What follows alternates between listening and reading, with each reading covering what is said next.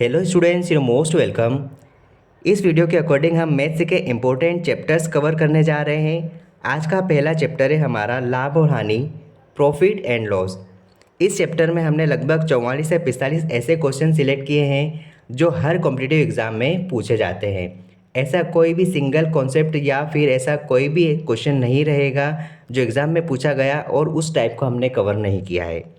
अगर आपने short video देखे हैं, उसी तरह के कॉन्सेप्ट आपको सीखना है, एक स्पेशल वीडियो में सारे कॉन्सेप्ट सीखना हो, तो आप इस चैनल के साथ जुड़ सकते हैं और अपनी मैथ्स की पढ़ाई को बेहतर कर सकते हैं।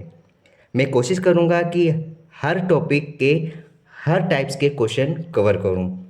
आज हमारा पहला टॉपिक है प्रॉफिट एंड लॉस, और इसके हम कुछ कॉन्सेप्ट भी क्लियर करेंगे और कुछ क्वेश्चंस भी कवर करेंगे। प्रॉफिट और लॉस में हम कुछ 5-6 वर्ड यूज़ करते हैं, जैसे कि क्रय मूल्य, विक्रय मूल्य, अंकित मूल्य, बट्टा, लाभ और हानि। हम सब जानते हैं कि क्रय मूल्य क्या होता है। किसी चीज़ की कीमत या फिर कोई वस्तु खरीदी गई हो, उसे क्रय मूल्य के नाम से समझा जाता है। इसको इंग्लिश में कॉस्ट प्राइस कहा जाता है। ठीक है, कॉस्ट प्राइस कहा जाता है, और इसे हम सीपी के नाम से कवर अप करेंगे। क्वेश्चंस पर सीपी लिखा जाएगा जब हम इसे सॉल्व करेंगे। विक्रय मूल्य, जब किसी वस्तु को एक निश्चित कीमत पर बेचा जाता है उसको विक्रय मूल्य कहा जाता है, मतलब कि सेलिंग प्राइस, सेलिंग प्राइस कहा जाता है। और इसको हम एसपी से डिनोट करेंगे जब हम क्वेश्चंस करेंगे, जब सीपी और एसपी हम शॉर्ट फॉर्म लिखेंगे। अंकित मूल्य, जब किसी वस्तु को या फिर खरीदते समय उस पर जो पहले से मूल्य अंकित होता है उसको अंकित मूल्य कहा जाता है, और इसको हम मार्क प्राइस कहते हैं, मार्क प्राइस। इसे हम शॉर्ट में एमआरपी कहते हैं, एमआरपी। अब देखो ये बट्टा क्या होता है। जब कोई वस्तु प्रोडक्ट खरीदा जाता है उसमें पहले से ही मार्क प्राइस मतलब अंकित मूल्य अंकित होता है। उस अंकित मूल्य पर कुछ रुपए कम करके हम उस वस्तु को खरीदते हैं, या फिर दुकानदार कुछ कीमत कम करके बेचता है हमें, तो उस कीमत को बट्टा कहा जाता है, जिसे इंग्लिश में डिस्काउंट कहा जाता है, डिस्काउंट। जैसे कि कोई वस्तु की कीमत एमआरपी 100 रुपये थी, उस दुकानदार ने हमें उस वस्तु को 20 रुपये कम मतलब 80 रुपये में दिया, तो वो जो 20 रुपये है वही हमारा डिस्काउंट है। इस प्रकार से डिस्काउंट को समझा जा सकता है।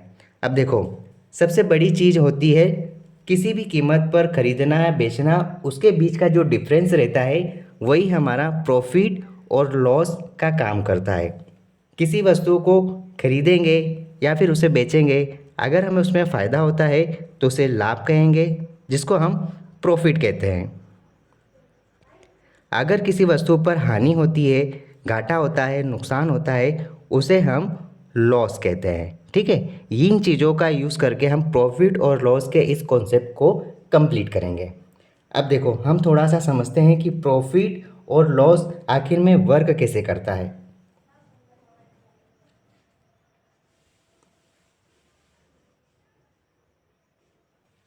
देखो, प्रॉफिट मतलब कि लाभ होता है। अब ये लाभ कब होगा? जब हम किसी वस्तु को खरीदेंगे मतलब कि सीपी, और किसी वस्तु को बेचेंगे मतलब कि एसपी। इन दोनों के बीच का जो डिफरेंस रहता है वही शो करता है कि हमें प्रॉफिट हुआ है या लॉस हुआ है। ठीक है, अगर हमारा सेलिंग प्राइस हमारा अगर ज़्यादा है और कॉस्ट प्राइस हमारा अगर कम है, तो इसका मतलब ये हुआ कि हमने उस वस्तु को ज़्यादा में बेच दिया और कम कीमत रही थी उसकी, तो हम सेलिंग प्राइस में से कॉस्ट प्राइस अगर घटा देते हैं तो हमें लाभ मिल जाएगा। ठीक है, अगर इसी प्रकार हम हानि को देखते हैं कि हानि हम किस प्रकार से देखेंगे। अगर किसी वस्तु का कॉस्ट प्राइस ज़्यादा है और उस वस्तु का सेलिंग प्राइस कम है, कहने का मतलब ये है कि किसी वस्तु को हमने खरीदा था लेकिन उसको बेचा उस वस्तु से भी कम, तो उस दौरान हम क्या करते हैं, क्रय मूल्य में से अगर विक्रय मूल्य घटा देते हैं तो हमें हानि मिल जाता है। ये हल्का सा कॉन्सेप्ट है, लेकिन हमको कोई फार्मूला पर क्वेश्चंस नहीं करना है। हम सारे क्वेश्चंस कॉन्सेप्ट कर करेंगे। ये तो सिर्फ एक समझने के लिए, समझ में नहीं आया तो भी कोई प्रॉब्लम नहीं है, हम क्वेश्चंस में समझ जाएंगे। चलो हम स्टार्ट करते हैं, एक एग्जाम्पल लेते हैं। जैसे कि एक हम एग्जांपल लेते हैं कि किसी वस्तु का कॉस्ट प्राइस मतलब कि क्रय मूल्य 50,000 रुपये है और उस वस्तु को हमने 60,000 रुपये में बेच दिया, मतलब सीपी 50,000 और एसपी 60,000 है। तो हमको सीधे ही नज़र आ रहा है कि उस वस्तु की कीमत कम थी और हमें उस वस्तु की कीमत ज़्यादा बेच दी गई। तो हमें यहाँ पर फ़ायदा हुआ है। क्यों? क्योंकि कम कीमत की वस्तु को हमने ज़्यादा कीमत में बेच दी। तो हमें यहाँ नज़र आ रहा है कि हमें यहाँ पर सीधे सीधे 10,000 रुपये का फ़ायदा हो रहा है।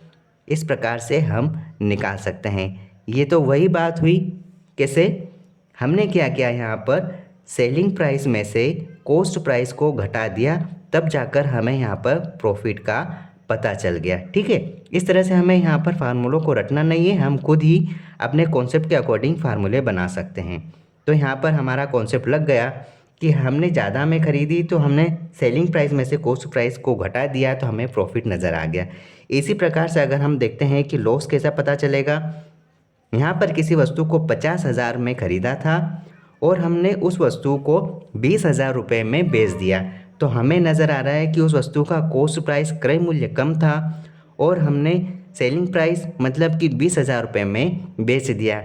हमें यहाँ पर दिख रहा है कि हमने उस वस्तु को कम में बेचा जबकि ज़्यादा में ख़रीदा था। यहाँ पर हमें नुकसान हुआ है, वो भी हमें 30,000 रुपये का नुकसान हुआ है।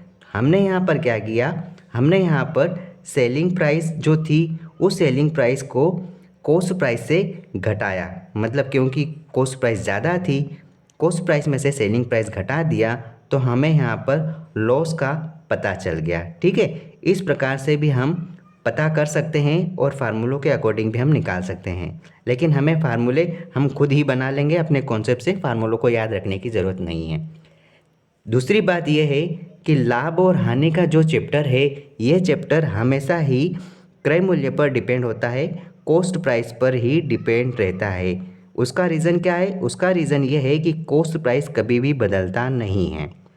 अगर किसी चीज़ को एक बार ख़रीद लिया, मतलब कि एक बार भुगतान कर दिया, कोई चीज़ 100 रुपये में ख़रीदी तो वस्तु 100 रुपये की ही कीमत रखेगी। ऐसा तो है नहीं कि वो उस कीमत पर बदलाव हो जाएगा। एक बात और, अगर कोई प्रोडक्ट है तो वो प्रोडक्ट अपने आप में 100% वैल्यू रखता है। याद रखना, कोई भी प्रोडक्ट अपने आप में 100% वैल्यू रखेगा। ठीक है, अब हम क्वेश्चंस पर आते हैं। हमारा पहला क्वेश्चन है, एक आदमी एक खिलौना कार 135 रुपये में ख़रीदता है और इसे 150 रुपये में बेचता है, उसका लाभ प्रतिशत ज्ञात कीजिए। देखो, हम एक दो क्वेश्चन में पहले लिख लेते हैं, उसके बाद हम डायरेक्ट क्वेश्चन सोल्व करना सीखेंगे। यहाँ पर कॉस्ट प्राइस कितना दिया है? यहाँ पर कॉस्ट प्राइस दिया है 135 रुपये। ठीक है, सेलिंग प्राइस कितना कहा है? हमें यहाँ पर सेलिंग प्राइस कहा है 150 रुपये। ठीक है, या तो आप इन दोनों को सरल कर सकते हैं या तो आप ना भी करेंगे तो भी सरल हो जाएगा आगे चल के, लेकिन आप सरल करोगे वो बेटर रहेगा। ठीक है, तो आप एक काम करो, इसको सरल कर लो। 15 की टेबल से ये चले जाएगा 10 बार और 15 की टेबल से ये चले जाएगा 9 बार। तो यहाँ पर देखो, कॉस्ट प्राइस कितना है? 9 रुपये और सेलिंग प्राइस कितना है? 10 रुपये। तो यहाँ पर लाभ हो रहा है। क्वेश्चन में कहा है कि लाभ प्रतिशत ज्ञात कीजिए। यहाँ पर लाभ कितना हो रहा है? 9 से 10 हो रहा है, मतलब कि 1 रुपये का लाभ हो रहा है। 1 रुपये का लाभ कब हो रहा है? जब उसका कॉस्ट प्राइस क्रय मूल्य 9 रुपये था। ठीक है, कॉस्ट प्राइस पर ही डिपेंड होता है लाभ और हानि, इसलिए कॉस्ट प्राइस को ही बटे में लिखा जाएगा। 1 रुपये का लाभ हो रहा है। 1 रुपये का लाभ किस में हो रहा है? 1 रुपये का लाभ हमें कॉस्ट प्राइस पर हो रहा है। कॉस्ट प्राइस को हमने लिखा नीचे और हमें प्रतिशत निकालना है, तो किसी भी संख्या का प्रतिशत निकालने के लिए उस संख्या में हम 100 का गुणा करते हैं, तब जाकर वो संख्या हमें प्रतिशत में प्राप्त होती है। ठीक है, तो यहाँ पर कितना हो जाएगा? यहाँ पर हो जाएगा 100 डिवाइड बाई 9। आप इसको सॉल्व कर लो। 9 की टेबल्स कितनी बार जाएगा? एक बार जाएगा। 9 एकम 9, फिर वापस एक बच गया, 10 बन गया, फिर वापस एक बार चले जाएगा, 9 एकम 9, फिर यहाँ कोई अंक नहीं है, दशमलव लगाएंगे, फिर ऐसे यहाँ पर 10 फिर बनेगा और इसी तरीक़े से यहाँ पर इसका आंसर आ जाएगा 11.11%। मतलब हमारा आंसर है option A is correct answer. हमने यहाँ पर क्या किया, अब मैं आपको फार्मूला भी बता देता हूँ। हमने यहाँ पर क्या किया, हमारा यहाँ पर फार्मूला क्या है, यहाँ पर हमारा फार्मूला ये है कि हमारा जो भी लाभ आया उस लाभ को हमने लिखा, ठीक है, और उस लाभ के बटे में हमने कॉस्ट प्राइस लिखा, मतलब कि क्रय मूल्य लिखा। फिर हमने क्या किया, हमने यहाँ पर प्रतिशत का गुणा कर दिया, तो हमें यहाँ पर क्या मिल गया, हमें यहाँ पर ये प्रॉफिट परसेंटेज निकल गया। इस प्रकार से भी हम फार्मूलों के अकॉर्डिंग कर सकते हैं, लेकिन हम ऐसे कितने फार्मूले याद करेंगे, इसलिए हमें फार्मूलों पर ध्यान नहीं देना है। हमारा आंसर यहाँ पर ए आया, ए इज़ करेक्ट आंसर। इसी के अकॉर्डिंग एक और क्वेश्चन देखते हैं जो आपको आसानी से समझ में आ जाएगा। एक महिला 950 रुपये में एक वस्तु खरीदती है और इसे 1150 रुपये में बेचती है। उसका प्रतिशत लाभ क्या होगा। देखो, कॉस्ट प्राइस और सेलिंग प्राइस लिख लो आप। कॉस्ट प्राइस और सेलिंग प्राइस कितना दिया है, यहाँ पर 950 रुपये कॉस्ट प्राइस और सेलिंग प्राइस दिया है 1150 रुपये। ठीक है, आप चाहो तो इसे भी सरल कर सकते हो। ठीक है, आप कर लो। ज़ीरो से आप ज़ीरो काटो, 5 की टेबल से चले जाएगा, 5 एकम 5, ये बन गया 4 तो 45 हो गया, 5 नमक की 45। ठीक है, यहाँ पर देखो 5 की टेबल से कटेगा, 5 दूना 10, एक बचा 15 हो गया, 5 तिया 15। ठीक है, यहाँ पर देखो लाभ कितना हो रहा है, 19 से 23 बन रहा है, मतलब कि यहाँ पर हमें लाभ नज़र आ रहा है 3 और 1 4 का लाभ। 4 का लाभ कब हुआ, जब कॉस्ट प्राइस 19 था, तो आप 19 का भाग दो। प्रतिशत में लाने के लिए हमें यहाँ पर 100 का गुणा करना पड़ेगा, तब जाकर वो संख्या प्रतिशत में आएगी। हमें क्या करना है, 4 गुणा 100 कितना हो गया, 400 बटे 19। हम कितनी बार भाग दे सकते हैं, 2 बार। 19 19 दूना 38, हमारा यहाँ उत्तर क्या आएगा, 2 आ जाएगा। 19 दूना 38, 2 बचा, इसको दे दिया तो ये 20 बन गया। फिर कितनी बार चले जाएगा भाग, एक बार जाएगा, 19 एकम 19। ठीक है, अगर यहाँ पर दशमलव में आंसर दिया है तो हम दशमलव तक निकालते हैं, लेकिन हमारा आंसर यहाँ पर आ गया है, ऑप्शन डी हमारा सही आंसर है। मतलब कि लाभ प्रतिशत 21% है। इस प्रकार से हम यहाँ पर लाभ प्रतिशत निकाल सकते हैं। अब हम आगे क्वेश्चन में देखते हैं कि हानि प्रतिशत किस प्रकार से निकाला जाता है। राधा एक फ्रिज 5,700 रुपये में खरीदती है। कुछ वर्षों पश्चात 760 रुपये हानि पर बेचकर नया फ्रिज लाती है। हानि प्रतिशत ज्ञात कीजिए। देखो यहाँ पर कॉस्ट प्राइस, फ्रिज की कॉस्ट प्राइस यहाँ पर दे रखी है 5,700 रुपये। ठीक है, फिर कहा है कि कुछ वर्षों के पश्चात इस कॉस्ट प्राइस पर 760 रुपये का हानि लेकर उसे बेच दिया जाता है। हानि लॉस कितना हो रहा है, यहाँ पर लॉस हो रहा है इस पर 760 रुपये का। ठीक है, तो हमें यहाँ पर हानि प्रतिशत निकालना है। अब हानि प्रतिशत के लिए हमें क्या करना पड़ेगा, जिस प्रकार हमने प्रॉफिट में किया प्रॉफिट परसेंटेज निकालने के लिए, वैसे ही हमें यहाँ पर लॉस परसेंटेज निकालना है। देखो कितने रुपए का लॉस हुआ, 760 रुपये का लॉस हुआ। ठीक है, किस पर हुआ, जब उस वस्तु की कीमत कॉस्ट प्राइस 5,700 रुपये थी। ठीक है, इसका प्रतिशत निकालने के लिए हमें यहाँ पर 100 से गुणा करना पड़ेगा, तब जाकर हमें इस वस्तु का लॉस परसेंटेज पता चलेगा। ठीक है, आप 0 से 0 कैंसिल कर दो, एक 0 यहाँ, एक और 0 यहीं से कैंसिल कर सकते हैं। अब देखो यहाँ पर भाग देना है हमें।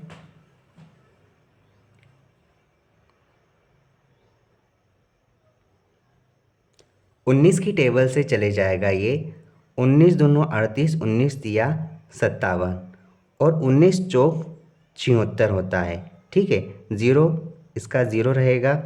अब देखो यहाँ हमें क्या करना है, 3 की टेबल से कितनी बार जा सकता है, 3 एकम 3, फिर बचा यहाँ पर 1, 3 तिया 9। ठीक है, फिर वापस 1 बच गया तो 10 बन जाएगा, 3 तिया 9, इस प्रकार से ये चलते रहेगा। तो हमारा लॉस परसेंटेज कितना हो गया, हमारा लॉस परसेंटेज हो गया 13.3%, या फिर आंसर के अकॉर्डिंग हम कह सकते हैं 13% का लॉस हुआ है। ऑप्शन डी करेक्ट आंसर है। नेक्स्ट क्वेश्चन, इस क्वेश्चन को देखो। 25 वस्तुओं को 8,625 रुपये में खरीदा गया और 12,625 रुपये में बेचा गया। प्रति वस्तु अनुमानित लाभ प्रतिशत ज्ञात कीजिए। देखो, या तो आप यहाँ पर 25 वस्तुओं को जो 8,625 रुपये में ख़रीदा है, आप इसमें 25 का भाग दे दोगे तो एक वस्तु का कीमत निकल जाएगा, उसके अकॉर्डिंग भी निकाल सकते हैं। लेकिन जब एक वस्तु में बढ़ रहा है, मतलब कि सभी वस्तुओं को इतने में ही खरीदा है और सभी वस्तुओं को इतने में बेचा है, तो हमको सेपरेट तरीके से करने की भी आवश्यकता नहीं है। हालांकि दोनों तरीके से इसका आंसर आ जाएगा। हम यहाँ पर देखते हैं कि जो 25 वस्तुएं हैं, उन सारी वस्तुओं का जो कॉस्ट प्राइस है, कॉस्ट प्राइस यहाँ पर 8,625 रुपये है। ठीक है, इन सभी वस्तुओं को कितने में बेचा? 25 वस्तुओं को बेचा है, इनका सेलिंग प्राइस है 12,675 रुपये। ठीक है, तो हमें यहाँ पर अनुमानित लाभ निकालना है। तो आप एक काम करो, सबसे पहले तो इनका लाभ देखो कि लाभ है कितना। तो हम एक काम करते हैं, 12,675 में आप 8,625 लिखा है। ठीक है, 25 को घटा दो आप, 5 से 5 गया 0, 7 में से 2 गए बचे 5, 6 में से 6 गए 0 और 12 में से 8 गए बचे 4। तो यहाँ पर घटकर कितना आ गया? 4,050। मतलब कि कॉस्ट प्राइस कम था और सेलिंग प्राइस ज़्यादा था। मतलब कि यहाँ पर डिफरेंस कितना आया? 4,050 का। और ये जो डिफरेंस है यही लाभ है, क्योंकि कम में ख़रीदा और ज़्यादा में बेच दिया। तो 4,050 का लाभ हुआ। लाभ किस पर हुआ? कॉस्ट प्राइस पर हुआ है, क्योंकि ये कीमत थी तब जाके ये कीमत बनी है। तो 8,625 का लाभ मतलब कॉस्ट प्राइस था। हमें यहाँ पर लाभ प्रतिशत निकालना है, तो 100 का आप गुणा कर दो। आप इसको 25 की टेबल से भी काट सकते हैं, 5 की टेबल से भी काट सकते हैं। आप एक काम करो, इसको आप 5 की टेबल से पहले सरल कर लो। 5 एकम 5, बच गए 3, तो ये 36 बन गया। 5 सत्तर 35, एक इसको दे दिया तो 12 बन गया। 5 दूना 10, 2 बचा, इसको दिया तो ये 25 बना, 5 25। ठीक है, अब 5 की टेबल से इसे काट दो। 5 8 40, 5 एकम 5 और 0 एज इट इज़ रहेगा। 5 की टेबल से फिर आप सरल कर लो। 5 दिया 15, बचे 2, इसको दे दिया। 5 चौक 20, 2 बचे, इसको दिया, 25 बन गया। 5 25। 5 की टेबल से सरल करो। 5 एकम 5, बचे 3, 31 हो गया। 5 6 30, एक बचा, इसको दिया तो 10 बना। 5 दूना 10। ठीक है, 5 की टेबल से फिर आप काट सकते हैं। तो यहाँ पर कितना बचेगा? 5 6 30, 4 बचा, इसको दिया। 5 नमक की 45। ठीक है, 5 की टेबल से आप काटोगे इसको तो 5 दूना 10 और 0 एज इट इज़ रहेगा। फिर आप इसे सरल कर सकते हैं। अब आप यहाँ पर गुणा कर लो। यहाँ पर कितना हो जाएगा? 162 बटे 69 गुणा 20। आपको इसको सरल करना है। तो आप देखो यहाँ पर कितना कर सकते हैं, आप इसका मल्टीप्लाई कर लो। यहाँ पर क्या हो जाएगा? ये 0 आएगा। 2 दूना 4, 6 दूना 12 के 2, हासिल का आया 1, 2 एकम 2 ने 3, 3,240। 69 का आप भाग दोगे तो कितनी बार चले जाएगा ये? 7 चौक 28, 280, 7 पंजे 35, 350 चले जाता है 70 के हिसाब से। तो आप एक काम करो, आप यहाँ पर 4 बार आप काट सकते हैं कंप्लीट। तो 4 बार चले जाएगा तो कितना आएगा? देखो यहाँ पर हो जाएगा 9 चौक 36 के 6, हासिल का है 3, यहाँ पर 6 चौक 24, 25 26 27, तो 276 आ जाता है। ठीक है, अब देखो 324 में से 276 जाएंगे, जो बचेंगे कितने यहाँ पर? 48। ठीक है, 48 बचे। 48 का आप यहाँ पर 480 मान लो। 480 माना आपने, क्योंकि 0 भी आ गया। 480 में आपको 69 का भाग देना है, तो कितनी बार जा सकता है? अगर 70 मानते हैं तो 7 6 42, 420 तक पहुँच जाता है। तो आप 7 बार लोगे, 7 7 49, 490 चले जाएगा। तो आप 69 की टेबल से 6 बार आप कर दे सकते हैं भाग, तो 414 आता है। बस यही आपका आंसर क्योंकि यहाँ पर 46 दशमलव नहीं है, आप कह सकते हैं 46 दशमलव समथिंग आएगा, लेकिन आप 47% कह सकते हैं। ऑप्शन सी हमारा सही आंसर है। आप यहाँ पर 3 की टेबल से काट कर भी सरल कर सकते थे, लेकिन अगर आप अंदाज़ा लगा सकते हैं तो फटाफट आपका सॉल्व हो जाएगा। ठीक है, अगला क्वेश्चन देखते हैं, 2 क्वेश्चन और देखते हैं, उसके बाद हम इस वीडियो को कंप्लीट करते हैं।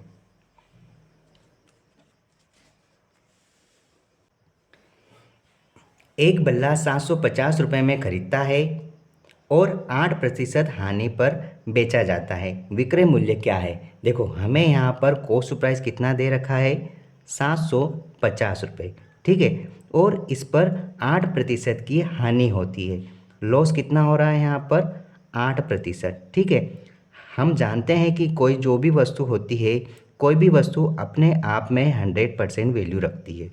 ठीक है, इस वैल्यू पर ये फ़िलहाल कॉस्ट प्राइस है, ये अपने आप में 100% वैल्यू रखती है। इस वैल्यू में 8% का लॉस हो जाता है, तो आप ये समझो, अगर मैं 8% का लॉस करवा देता हूँ, हानि करवा देता हूँ, तो ये वस्तु 92% रह जाती है। ठीक है, तो आप इस वस्तु का, इस कॉस्ट प्राइस का 92% निकाल लो, तो आपका यहाँ पर सेलिंग प्राइस आ जाएगा। ठीक है, हम भी यही करेंगे, 750 गुणा 92% हटेगा तो बटे में लिख दो आप 100। आप एक काम करो, 25 की टेबल से इसको काट दो, कितनी बार चले जाएगा, 4 बार, और ये चले जाएगा 25 या 75, ज़ीरो सेम रहेगा। अब यहाँ पर देखो, 2 की टेबल से आप यहाँ पर काटो, 2 दूना 4, और ये कट जाएगा 2 चौक 8, और एक इसे दे देगा 12 बन जाएगा, 2 6 12 हो गया। 2 की टेबल से फिर काटोगे आप तो कितना हो जाएगा, ये 23। ठीक है, अब यहाँ पर हमारा आंसर क्या आएगा, 30 गुणा 23। तो हम इसका मल्टीप्लाई कर लेते हैं, ज़ीरो सेम रहेगा, एज इट इज़ रहेगा, 3 तिया 9, 3 दूना 6। तो उस वस्तु का जो विक्रय मूल्य, सेलिंग प्राइस कितना आ गया, 690 रुपये। मतलब ऑप्शन सी हमारा सही आंसर होगा। एक लास्ट क्वेश्चन देखते हैं। 2 पुस्तकों की कीमत 680 रुपये है, पुस्तकों को 16% हानि पर बेचा, विक्रय मूल्य क्या होगा? देखो, अगर कहा जाए कि पुस्तकों का क्रय मूल्य 680 रुपये था, इन पुस्तकों को बेचा उस समय, हमें यहाँ पर कितना प्रतिशत घाटा हुआ, 16% का नुकसान हुआ। मतलब ये वस्तु अपने आप में 100% वैल्यू रखती थी, इस वैल्यू में 16% का नुकसान हुआ, तो मैं कह सकता हूँ कि हमारा जो कॉस्ट प्राइस है वो 84% ही रह गया है। ठीक है, आप बस इसकी वैल्यू निकाल लो। आप यहाँ पर 680 गुणा 84 बटे 100 कर सकते हैं। ठीक है, ज़ीरो से आप ज़ीरो काटो, अब 2 की टेबल से चले जाएगा ये 5 बार, 2 की टेबल से ये चले जाएगा 4 और 2, आप लिख सकते हैं। ठीक है, अब आप इनका मल्टीप्लाई कर लो, 68 गुणा 42। इसका आप मल्टीप्लाई कैसे करोगे, ध्यान से देखना। पहले आपको इन दोनों का मल्टीप्लाई करना है, 8 दूना 16 के 6, हासिल का आया 1। अब क्या करना है, 2 गुणा 6 कितना हुआ, 12, 8 चौक 32, 32 और 12 कितना हुआ, 34 और 10 44, 44 और 1 45 हो गया। ठीक है, 45 का 5 लिखो, हमारे पास हासिल का फिर वापस 4 आ गया। अब हमें क्या करना है, लास्ट स्टेप, 6 चौक 24, 24 और 4 28, ये आपने यहाँ पर लिख दिया, 28 56। ठीक है, ये हमारी वैल्यू आ गई यहाँ पर 28 56, जो हम इस साइड लिख लेते हैं, 28 56। इसमें हमें 5 का भाग देना है। अब देखो, 5 का भाग भी आप दे सकते हैं, लेकिन आप क्या कर सकते हैं, आप इसको 2 का गुणा कर दो, ऊपर भी करोगे क्योंकि जब आपने नीचा किया तो ऊपर भी होगा। ये क्यों किया, ये हमने इसलिए किया क्योंकि हमें यहाँ पर 10 बनाना था। हमने वैसे काट दिया था, लेकिन हम 10 बनाने का तरीका देखते हैं।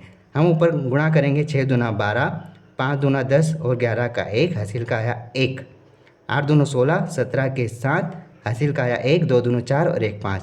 ऐसा इसलिए किया क्योंकि जब नीचे यहाँ पर ये 10 बन रहा है, कितनी ज़ीरो है, 1 ज़ीरो है, मतलब अंश में एक अंक के बाद दशमलव लगाना है, ये हमें तरीका यहाँ पर सीखना था। तो हमारा आंसर क्या आया, 571.2 रुपये, ये हमारा सेलिंग प्राइस था। ठीक है, ये हमारा सेलिंग प्राइस है। ऑप्शन सी हमारा सही आंसर है।